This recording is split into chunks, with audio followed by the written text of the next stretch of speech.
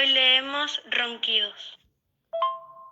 Todo estaba en silencio en la granja. Perro estaba dormido. Gato estaba dormido. Vaca estaba dormida. Oveja estaba dormida. Cerdita estaba dormida y todos los cerditos estaban también dormidos. Todo estaba en silencio hasta que...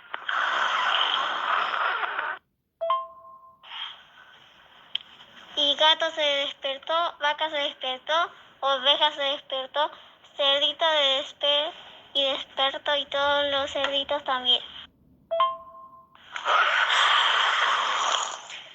Era tan ruidoso que nadie podía dormir, ni gato, ni vaca, ni oveja, ni cerdita, ni todos los cerditos.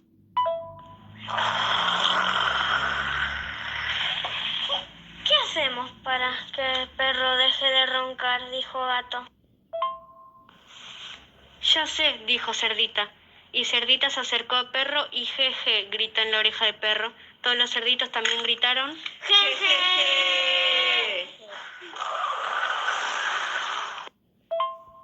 Ya sé, dijo Gato, ¿por qué no le cantamos? Tal vez así deje de roncar y nosotros podemos dormir otra vez. Entonces Gato hizo ¡Miau!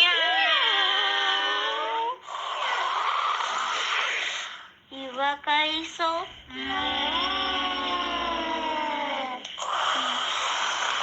y Oveja hizo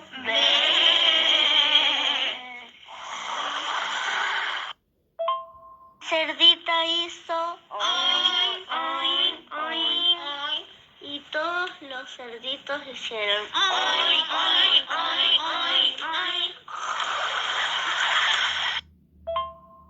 Luego, al salir el sol, Gallo se despertó y cantó ¡Cocorocó!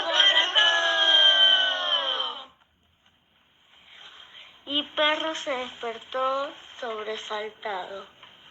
Se fue corriendo por el camino después de un sueño tranquilo y reparador. Pero Gato y Vaca y Oveja y Cerdita y los 8 cerditos estaban tan cansados que se quedaron dormidos.